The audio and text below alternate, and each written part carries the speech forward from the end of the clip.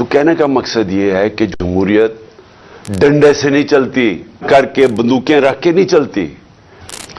میرے پاکستانیوں، میں آج آپ سے صرف ایک موضوع کے اوپر بات کرنا چاہتا ہوں، اور وہ جو کہ ابھی الیکشن کمیشن نے care taker chief minister Punjab کا اناؤنس کیا ہے۔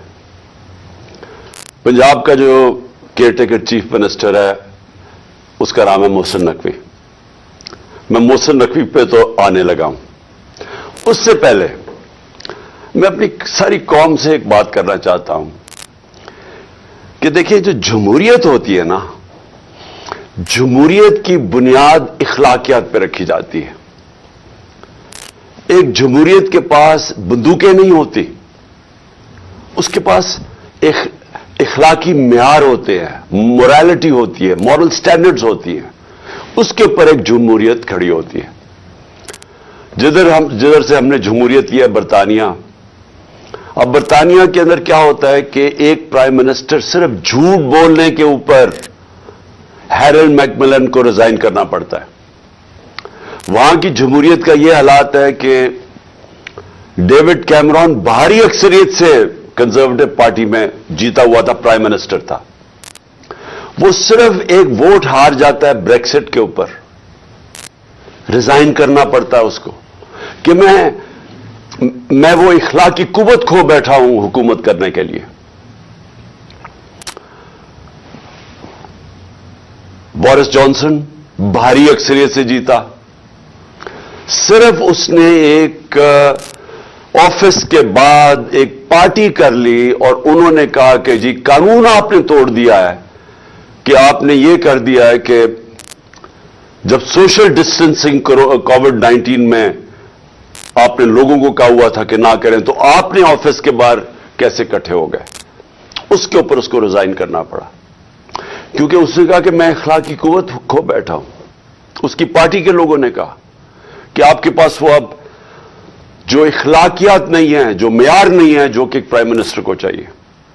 تو کہنے کا مقصد یہ ہے کہ جمہوریت ڈنڈے سے نہیں چلتی، کر کے بندوقیں رکھ کے نہیں چلتی، جمہوریت چلتی ہے اخلاقیات کے اوپر۔ اب میں یہ جو انہوں نے الیکشن کمیشن نے فیصلہ کیا کہ وہ محسن نقوی کو بنائیں گے، میں پہلے ذرا آپ کو سمجھا دوں کہ یہ ہوا کیوں تھا کہ ایک کیئر ٹیکر چیف منسٹر آتا کیوں تھا، یا پرائم منسٹر کیوں بنتا تھا۔ یہ اس لیے بنتا تھا کہ 18ویں ترمیم میں انہوں نے یہ فیصلہ کیا، یہ پیپلز پارٹی اور نون لیگ نے، کہ دیکھیں جو بھی حکومت بیٹھ کے جب الیکشن کرواتی ہے، ہمارے میں وہ اخلاقی معیار ہی نہیں ہے۔ جس طرح برطانیہ کے اندر وہ کوئی ان کی کیئر ٹیکر نہیں آتا، لیکن وہاں کی اخلاقیات کے سٹینڈرڈز اتنے ہیں کہ وہ سمجھتے ہیں کہ وہ صاف اور شفاف الیکشن کروا سکتی ہے حکومت، وہ بالکل چیٹنگ نہیں کرے گی، وہ کسی قسم کی دھاندلی نہیں کرے گی، تو اس لیے وہاں کوئی ضرورت نہیں پڑتی کیئر ٹیکر کی۔ لیکن پاکستان کی بدقسمتی یہ ہے کہ ہماری جمہوریت کے معیار اتنے گر چکے ہیں کہ کسی کو اعتماد ہی نہیں ہے کہ کوئی فری اینڈ فیئر الیکشن کروا سکے جب تک کہ کیئر ٹیکر نہ آئے۔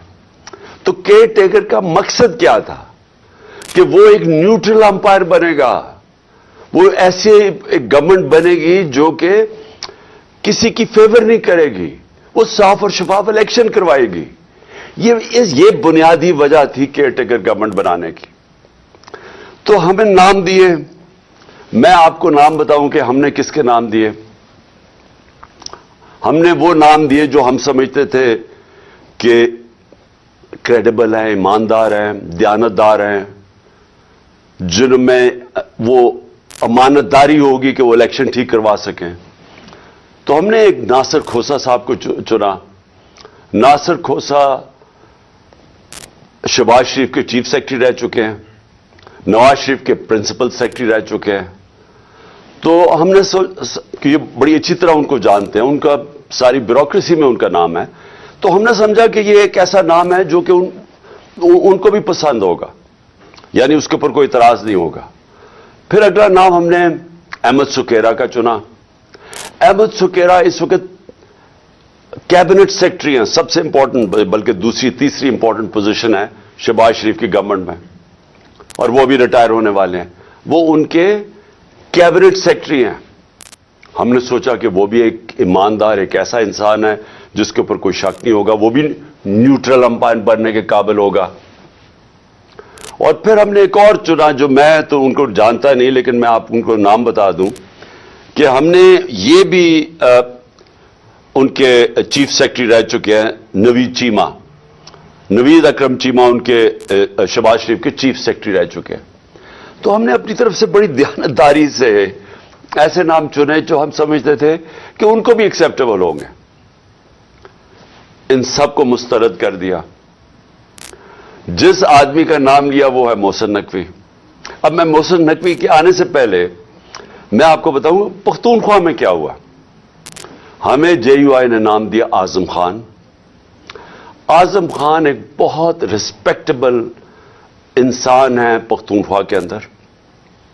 आपको पता हमारे जेयूआई के साथ बड़े इख्तलाफात हैं, लेकिन क्योंकि उन्होंने हमारी पार्टी 2/3 अक्सरियत लेके बैठी हुई है, केपी में बैठी हुई थी, लेकिन क्योंकि उन्होंने एक सही नाम दिया हमने तस्लीम कर लिया और वो आज वहां के केयर टेकर चीफ मिनिस्टर बन गए।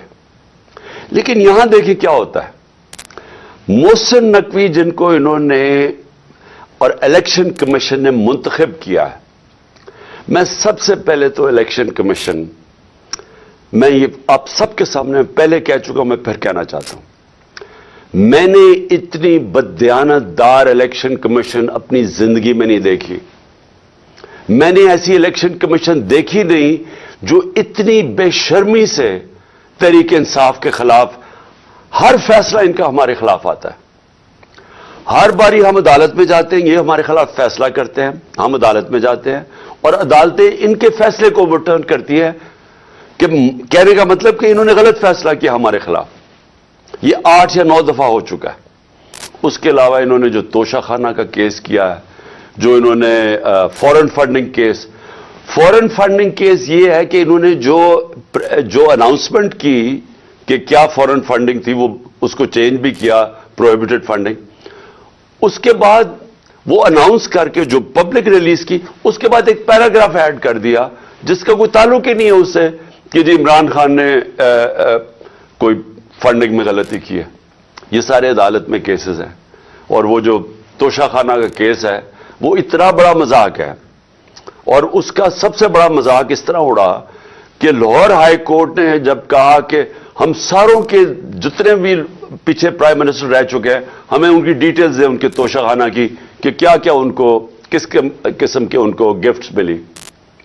तो ये गवर्नमेंट जिसने मेरी सारी इंफॉर्मेशन दी थी तोशाखाना की, वो उधर जाके कहती है, वही गवर्नमेंट लाहौर हाई कोर्ट में, कि जी ये सीक्रेट है, ये हम बता नहीं सकते, हम बाकियों के केसेस नहीं बता सकते कि बाकियों को तोशाखाना में क्या मिला।